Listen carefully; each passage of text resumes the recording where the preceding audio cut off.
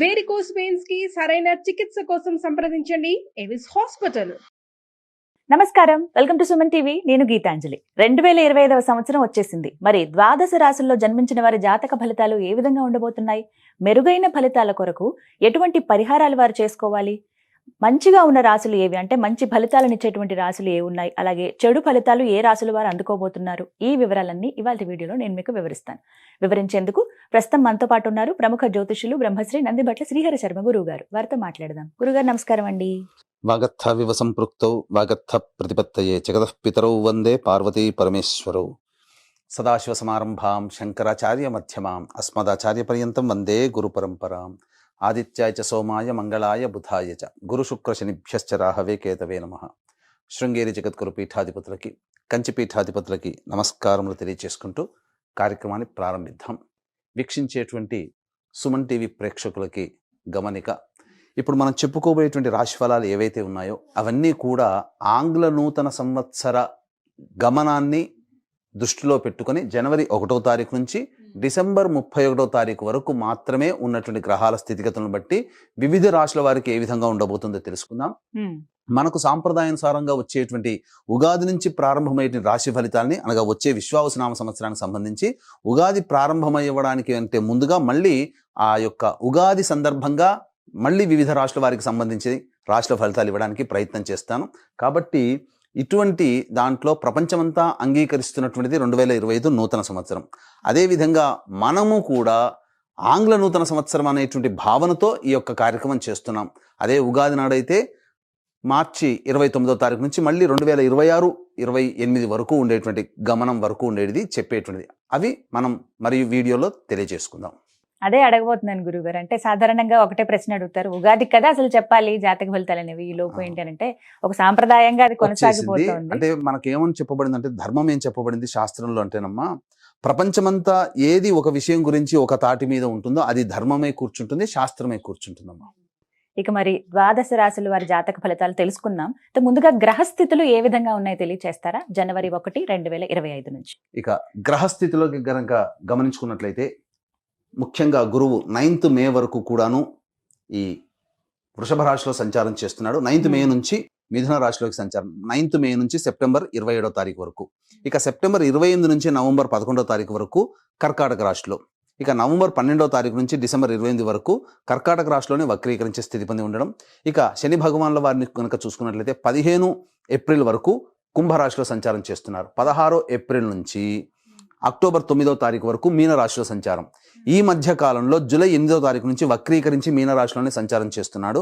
అలాగే అక్టోబర్ 10వ తారీఖు నుంచి కుంభరాశిలో సంచారం చేస్తూ వక్రీకరించి కుంభరాశిలో, నవంబర్ 26వ తారీఖు నుంచి వక్రత్యాగము శని భగవాన్ల వారు చేస్తున్నారు. ఇక రాహుకేతులు కనుక చూసుకున్నట్లయితే 15 మే వరకు కేతువు కన్యలో మరియు రాహువు మీనరాశిలోకి, అలాగే 16 మే నుంచి సింహరాశిలో కేతువు, అలాగే కుంభరాశిలో 16 మే నుంచి రాహుగ్రహ సంచారం జరుగుతుంది. ఇక్కడ గమనించుకున్నట్లయితే ఇక్కడ వీక్షించేటువంటి ప్రేక్షకులకు అందరికీ తెలియజేయాల్సినటువంటిది అంశం ఏంటంటే, ముఖ్యంగా అందరూ ఈ ద్వాదశ రాశుల గురించి రాగానే అందరూ ఆలోచించేటువంటిది ముఖ్యంగా శని దోషం, ఏలినాడు శని, అష్టమ శని, అర్ధాష్టమ శని, కంటక శని, యోగ శని, ఈ శని దోషాలు. అయితే ఇక్కడ 15 ఏప్రిల్ వరకు శని కుంభరాశిలో సంచారం చేస్తూ 16 ఏప్రిల్ నుంచి మీనరాశిలోకి సంచారం చేస్తున్నా, ఈ యొక్క జూలై 8 నుంచి మీనరాశిలోనే సంచారం చేస్తూ వక్రీకరించినటువంటి కారణం చేత మళ్ళీ ఈ కుంభరాశి ఫలితాన్ని ఇస్తాడు. అక్టోబర్ 10న కుంభరాశిలోనే వక్రీకరించి ఉన్నటువంటి స్థితిగతుల చేత ఏమవుతుంది, మళ్ళీ మకర రాశి ఫలితాన్ని శని భగవానులు ఇస్తారు. కాబట్టి అర్థం చేసుకోవాల్సినటువంటి అంశం ఏంటంటే, ఎవరికి కూడాను ఈ సంవత్సరం శని భగవానుడు యోగదాయకంగా పూర్తిగా లేడు. 12 రాశుల వారికి అష్టమ శని, అర్ధాష్టమ శని, కంటక శని, యోగ శని, దాంపత్య శని, ఈ రాశుల ఈ యొక్క దోషాల శని దోషాలు ఏదో ఒక సందర్భంలో కొన్ని నెలల పాటు అందరూ రాశుల వారు అనుభవించాల్సిందే తప్ప ఇక్కడ ప్రత్యామ్నాయము లేదు. కాబట్టి ఇక కుంభరాశి వారికి ఏలినాటి శని వెళ్ళిపోతుందని సంతోషం కానీ, ఈ యొక్క సంబంధించి మకర రాశి వారికి ఏలినాటి శని వెళ్ళిపోతుందని సంతోషం కానీ, లేకపోతే కర్కాటక రాశి వారికి అష్టమ శని దోషం పోతుందని కానీ భావించాల్సిన అవసరం లేదు. వృశ్చిక రాశి వారికి అర్ధాష్టమ శని దోషం పోతుందని కూడా భావించాల్సిన అవసరం లేదు. ఎందుకంటే శని మళ్ళీ రుజుమార్గంలో వెళ్ళి మళ్ళీ వక్ర మార్గం చేత వక్రగతిన సంచారం చేస్తున్నటువంటి కారణం చేత 12 రాశులు శని ప్రభావానికి గురవుతాయి. కాబట్టి ఈ సంవత్సరం అన్ని రాశుల వారు శని దోష పరిహారములు ఖచ్చితంగా చేసుకోవలసినదే, అందులో సందేహం లేదు. గ్రహస్థితులు ఏ విధంగా ఉన్నాయో తెలియజేశారు గురువుగారు. మరి వృశ్చిక రాశి వారి జాతక ఫలితాలు ఏ విధంగా ఉన్నాయో తెలియజేస్తారా? జనవరి 1వ తారీఖు నుంచి డిసెంబర్ 31వ తారీఖు వరకు వృశ్చిక రాశి వారికి ఏ విధంగా ఉండబోతుంది, గ్రహ సంచారం ఎలా ఉంటుందో మనం తెలుసుకుందాం. ముఖ్యంగా ఈ యొక్క మంచి చెడు ఈ సంవత్సరం ఎలా ఉండబోతుంది, ఏ సమయంలో మంచి జరుగుతుంది, ఉద్యోగస్తులు ఏ సమయంలో ఉద్యోగాన్ని పొందుతారు, ఏ సమయంలో ప్రయత్నం చేయాలి, మిగతా అన్ని రంగాల్లో ఉన్నటువంటి వ్యాపారస్తులకి, కులవృత్తుల్లో ఉన్నటువంటి వాళ్ళకి ఏ విధంగా ఉండబోతుంది అనే విషయాల గురించి క్లుప్తంగా తెలియజేసుకునే ప్రయత్నం చేద్దాం. ఇక ముఖ్యంగా గమనించుకున్నట్లయితే ఇక్కడ ప్రధానంగా జనవరి 1వ తారీఖు నుంచి మే 9వ తారీఖు వరకు గురువు వృషభ రాశిలో సంచారం చేస్తున్నాడు. గమనించుకోండి, చాలా జాగ్రత్తగా వినండి. గురువు గారు ఈ యొక్క వృశ్చిక రాశిలో జన్మించిన వారికి కొంతకాలం మాత్రమే యోగదాయకంగా ఉండబోతున్నాడు, గురుగ్రహ ప్రభావం. కాబట్టి 1వ తారీఖు నుంచి మార్చి 30వ తారీఖు వరకు వక్రీకరించి స్థితిగతులు ఈ యొక్క వృశ్చిక రాశి వారికి వృషభ రాశిలో ఉంటున్నాడు. కావున షష్టమ రాశి ఫలితాలు కూడా ఇస్తాడు. ఏమవుతుంది, ఒకవైపు యోగాన్ని ఇస్తూనే ఇంకొక వైపు అవయోగాన్ని కలగచేస్తున్నాడు. అంటే ఏం జరుగుతుంది, ఈ యొక్క వృశ్చిక రాశి వారికి ఆదాయం ఈరోజు ఒక 1000 రూపాయలు సంపాదించాడు అనుకోండి, మళ్ళీ సాయంకాలం కల్లా ఈ 1000 రూపాయలు కూడా ఖర్చు అయిపోతాయి. అంటే ఇవ్వడం తీసుకోవడం సమానంగా ఉంటుంది. కాబట్టి పెద్దగా లాభసాటిగా అనేటువంటిది ఉండదు. మరి ఎప్పుడు యోగంగా ఉంటుంది, 1 ఏప్రిల్ నుంచి 9 మే వరకు గురువు సంపూర్ణంగా యోగిస్తున్నాడు. కాబట్టి వివాహం కావాల్సినటువంటి స్త్రీ పురుషులకి ఈ సంవత్సరం ఈ యొక్క ఏప్రిల్ నెలలో వివాహం కుదరబోతుంది. ఏదైనా కానీ ఒక శుభము మీ ఇంట ఏప్రిల్ నెలలో ఉండబోతుంది ఈ వృశ్చిక రాశిలో జన్మించినటువంటి వారికి, గుర్తుపెట్టుకోండి. ఇక మే 9 నుంచి సెప్టెంబర్ 27వ తారీఖు వరకు మిథున రాశిలో అష్టమ గురు సంచార ప్రభావము. ఇది అంత యోగదాయకమైన కాలం మాత్రం వృశ్చిక రాశి వారికి కాదు. ఇక సెప్టెంబర్ 28 నుంచి నవంబర్ 11 వరకు కర్కాటక రాశిలో ఇది చాలా శుభకరం. సెప్టెంబర్ 28 నుంచి నవంబర్ 11 గుర్తుపెట్టుకోండి. మళ్ళీ డేట్స్ చెప్తున్నాను. గురుబలం సంపూర్ణంగా ఉన్నప్పుడే ఏ పనులన్నా మొదలు పెట్టుకోవాలి, తద్వారా మంచి జరుగుతుంది. 1 ఏప్రిల్ నుంచి మే 9, సెప్టెంబర్ 28 నుంచి నవంబర్ 11 ఈ కాలం మాత్రమే గురువు అనుకూలంగా ఉంటాడు. ఇక చాలామంది గత 2 సంవత్సరాలుగా ఇబ్బందులు పడుతున్నటువంటి వాళ్ళకి రిలీఫ్ పొందబోతున్నామేమో అనుకుంటుంటారు. వృశ్చిక రాశిలో జన్మించినటువంటి వాళ్ళు అర్ధాష్టమ శని దోషం పోతుంది కదా అని. వాస్తవమే, 15 ఏప్రిల్ వరకు అర్ధాష్టమ శని దోషంతో ఉండి 16 ఏప్రిల్ నుంచి శనివారు మీనరాశిలోకి సంచారం చేస్తున్నాడు. అమ్మయ్య, ఇక మనకు రిలీఫ్ అంటూ ఉంది. 10 సంవత్సరాల వరకు ఢోకా లేదని అనుకుంటారు, కానీ ఇక్కడే చిన్న కిటుకుందండి. మళ్ళీ ఏమనుకున్నారేమో, శనివారు నా ఇంటిని వదిలిపెట్టిపోతున్నాను అని చెప్పి బాధపడుతూ మళ్ళీ తన ఇంటికి రావాలని కోరుకున్నాడేమో. అందుకే జూలై 8వ తారీఖు నుంచి మీనరాశిలోనే వక్రీకరించే స్థితి పొంది ఉంటాడు శనివారు. కాబట్టి ఈ మీనరాశిలో వక్రీకరించినటువంటి స్థితి వలన ఏం జరుగుతుంది, మళ్ళీ అర్ధాష్టమ శని దోష ప్రభావాన్ని జూలై 8 నుంచి అక్టోబర్ 10 వరకు కలుగుతుంది. ఇక అక్టోబర్ 10 నుంచి నవంబర్ 26 వరకు కుంభరాశిలోనే వక్రీకరించినటువంటి కారణం చేత అద్భుతమైనటువంటి యోగాన్ని ఈ యొక్క రాశివారు పొందబోతున్నారు, వృశ్చిక రాశివారు. కాబట్టి జూలై 8 నుంచి అక్టోబర్ 10 వరకు అర్ధాష్టమ శని దోష ప్రభావం మళ్ళీ ఉండబోతుంది. కాబట్టి జూలై 8 నుంచి అక్టోబర్ 10, అలాగే ఈ మే 9 నుంచి సెప్టెంబర్ 27 మధ్యకాలంలో గురుబలం లేదు కాబట్టి ఇటు అర్ధాష్టమ శని గురువు. కాబట్టి కీలకమైనటువంటి సమయం జూలై, ఆగస్ట్, సెప్టెంబర్, అక్టోబర్ 10వ తారీఖు వరకు అని చెప్పవచ్చు. కాబట్టి జూలై, ఆగస్టు, సెప్టెంబర్ ఈ 3 నెలలు మాత్రము చాలా జాగ్రత్తగా ఉండండి వృశ్చిక రాశి వారు. స్థాన మార్పు ఉంటుంది, గృహ మార్పు ఉంటుంది, తల్లిగారి ఆరోగ్యం పట్ల శ్రద్ధ వహించుకోవాలి. ముఖ్యంగా మనది అనుకున్నటువంటి ఏదైతే వస్తువు ఉంటుందో, మన మనిషి అని ఎవరైతే అనుకుంటామో వాళ్ళే దూరం అవుతారో, ఆ వస్తువే దూరం అవుతుంది ఈ 3 నెలలు. కాబట్టి అత్యంత జాగ్రత్తగా ఉండండి. ఈ 3 నెలల్లో పరిచయం అయ్యేటువంటి కొత్త వ్యక్తుల పట్ల చాలా జాగ్రత్తగా వ్యవహరించండి. నిర్ణయాలు కూడా తీసుకునేటప్పుడు ఏ వ్యాపార రంగంలో ఉన్న వాళ్ళైనా, ఉద్యోగంలో ఉన్న వాళ్ళైనా, కులవృత్తుల్లో ఉన్న వాళ్ళైనా, ఏ స్థితిలో ఉన్నటువంటి వాళ్ళైనా జూలై, ఆగస్టు, సెప్టెంబర్, అక్టోబర్ 10వ తారీఖు వరకు జాగ్రత్తగా ఉండే ప్రయత్నం చేయండి. ఈ 3 నెలలు సంవత్సరం మొత్తం కూడా కీలకంగా ఈ వృశ్చిక రాశిలో జన్మించినటువంటి స్త్రీ పురుషులకు చెప్పబడి ఉంటుంది. ఇక ప్రధానంగా ఉద్యోగస్తుల దగ్గరికి వద్దాం. ఉద్యోగం ఈ సంవత్సరం అంతా ఉద్యోగం లభిస్తుందా అంటే చక్కగా శనివారు గురుగ్రహ ప్రభావం కొంత ఉండడం వల్ల ఉద్యోగం లభిస్తుంది. నిరుద్యోగస్తులు సంవత్సరం అంతా ఖాళీగా ఉండరు కదా, ఉద్యోగం లభిస్తుంది. ఇక ఆల్రెడీ ఉద్యోగం చేస్తున్నటువంటి వాళ్ళకి ప్రమోషన్స్, అలాగే ఉన్నత ఉద్యోగం కోసం వేరే సంస్థకి ప్రయత్నం చేస్తే ఎప్పుడు ప్రయత్నం చేయాలనే ఆలోచన ఉంటుంది. కాబట్టి ఏ సమయంలో కనుక మీరు ఉద్యోగం ప్రయత్నం చేస్తే మీ యొక్క రాశి ప్రకారం మీరు యోగాన్ని, విజయాన్ని పొందుతారో తెలుసుకుందాం. ముఖ్యంగా జనవరి 11 నుంచి ఫిబ్రవరి 11వ తారీఖు వరకు ఉన్నటువంటి కాలము అద్భుతమైనటువంటి కాలము. నిరుద్యోగస్తులకి ఉద్యోగం లభించి తీరుతుంది. 2025 సంవత్సరం వస్తూనే మీకు ఒక శుభవార్త ఈ యొక్క వృశ్చిక రాశిలో జన్మించిన వారికి ఉండబోతుంది. ఇక మళ్ళీ ఎప్పుడు ఉంటుందండి? మళ్ళీ ఆల్రెడీ జనవరి, ఫిబ్రవరి 11 గడిచిపోయింది, మాకేం పెద్దగా ఉపయోగంలో లేదు. మళ్ళీ ఎప్పుడు ఇట్లాంటి యోగం ఉంటుంది అని అంటే ఏప్రిల్ 12 నుంచి మే 13 వరకు ఉన్నటువంటి మధ్యకాలంలో కేంద్ర రాష్ట్ర ప్రభుత్వ ప్రైవేటు ఉద్యోగంలో ఉన్నవాళ్ళు అందరికీ కూడా ప్రమోషన్స్తో కూడుకున్నటువంటి బదిలీలు లేదా కోరుకున్న చోటికి సాఫీగా బదిలీలు జరుగుతుండడం, అధికారుల యొక్క అనుగ్రహంతో బాధ్యతాయుతమైనటువంటి పొజిషన్లో మీరు ఈ ఏప్రిల్ 12 నుంచి మే 13 మధ్యకాలంలో ఉండబోతున్నారు.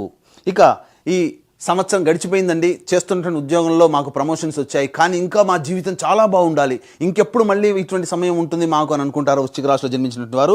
ఆగస్టు 16 నుంచి అక్టోబర్ 15వ తారీఖు మధ్యకాలంలో అద్భుతమైనటువంటి యోగదాయకమైన కాలం ఉంటుంది.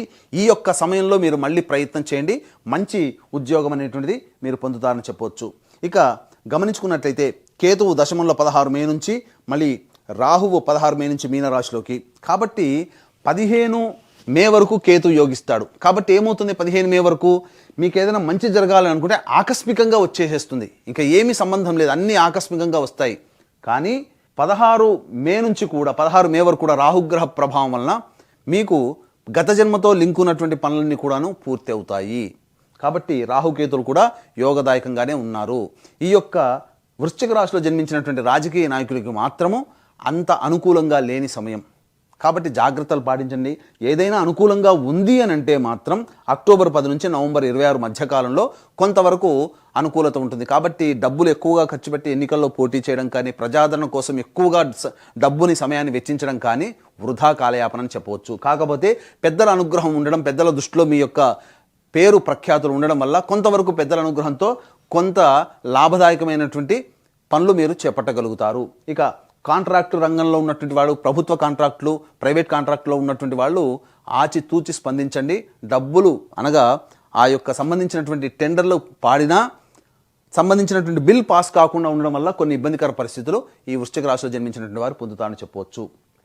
ఇక ఈ సంబంధించినటువంటి రాజకీయ రంగం వారిది అయిపోయింది కదా. సినీ రంగం అనగా 24 ఫ్రేమ్స్లో వర్క్ చేసేటువంటి వాళ్ళు, సినీ కళాకారులు, అలాగే సినీ రంగంలో ఉన్నటువంటి నటీనటులు, నాటక వ్యవస్థలో ఉన్నటువంటి వాళ్ళు, అలాగే టీవీ సీరియల్స్లో పనిచేసేటువంటి వాళ్ళు, social media, electronic and printing media రంగంలో ఉన్నటువంటి వాళ్ళు, సాహిత్యము, సంగీతము, నాట్యము ఇట్లాంటి కళారంగంలో ఉన్నటువంటి వాళ్ళకి అందరికీ కూడాను మంచి పేరు ప్రఖ్యాతులు వస్తాయి. కానీ ధనాదాయమే చక్కగా ఉండదు. పేరు మాత్రం చాలా మోగిపోతుంది వృశ్చిక రాశిలో జన్మించినటువంటి వారికి. కానీ పేరుకు తగ్గ లాభం అనగా ధన ప్రవాహం మాత్రం అంతంత మాత్రంగానే ఉంటుంది. కాబట్టి మీరు సైన్ చేసేటువంటి ప్రతి పనులలో కూడా ఆచితూచి స్పందించి కొత్త ప్రాజెక్టులు సైన్ చేయండి. ఇక ఈ వృశ్చిక రాశిలో జన్మించినటువంటి వారికి ప్రధానంగా కొంత అనారోగ్య సూచనలు అనేటువంటివి ఉండబోతున్నాయి. ఎప్పటి నుంచి? మే 9 నుంచి సెప్టెంబర్ 27వ తారీఖు వరకు ఉన్నటువంటి మధ్యకాలము కొంత అనారోగ్య సమస్యలు, ముఖ్యంగా అసిడిటీ, ఇండైజెషన్ ప్రాబ్లంతో ఎక్కువగా ఇబ్బందులు పడుతుండడము, అలాగే ఈ సంబంధించినటువంటి వారసత్వంగా ఏవైనా కానీ బీపీ, షుగర్లు కనుక మీకు వారసత్వంగా ఉండేటట్టయితే డైట్ కంట్రోల్ చేసుకోండి, ఎందుకంటే అవి మీకు అటాక్ అయ్యే అవకాశాలు కూడా గోచరమవుతున్నాయి ఈ యొక్క సెప్టెంబర్ 27వ తారీఖు వరకు, మే 9వ తారీఖు నుంచి. కాబట్టి జాగ్రత్తలు పాటించండి. ఇక ప్రధానంగా ఈ యొక్క రాశిలో జన్మించినటువంటి విద్యార్థులు కష్టే ఫలి అన్నట్టుగా బాగా కష్టపడడం చేయాలి. పోరాట స్ఫూర్తిని మీరు పెంచుకోవాలి. మీకు పోటీతత్వం ఉన్నట్టుగా భావించుకుంటూ మీరు ప్రయత్నం చేస్తే మీరు తుదకు విజయం పొందుతారు. లేదా అల్లటప్పగా తీసుకుంటే మాత్రం మీకు అంత ఆశించిన విజయం లభించదు. జ్ఞాపక శక్తి తక్కువగా ఉంటుంది, టెన్షన్స్కి గురి అవుతారు.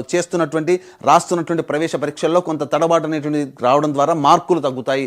తర్వాత చింతిస్తారు, అయ్యో ఈ విధంగా చేస్తే బాగుండేది, ఈ యొక్క వీడియో చూసాం కదా, ఈ విధంగా చెప్పినట్టుగా మనం గట్టిగా శ్రమ చేస్తే బాగుండేదని అప్పుడు అనుకునే దానికంటే ముందే మీ యొక్క ప్రణాళికను రూపొందించుకొని దాని తగ్గట్టుగా విద్యార్థులు కనుక కృషి చేసినట్లయితే తప్పకుండా మీకు మంచి ఈ విద్యా సంస్థల్లో ప్రవేశం అనేటువంటిది లభించి తీరుతుంది.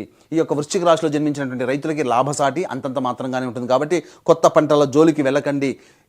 కౌలు వ్యవస్థలో, కూలీ వ్యవస్థలో ఉన్నటువంటి వాళ్ళకి ఆదాయం తక్కువగా ఉంటుంది, ఖర్చులు ఎక్కువగా ఉంటాయి.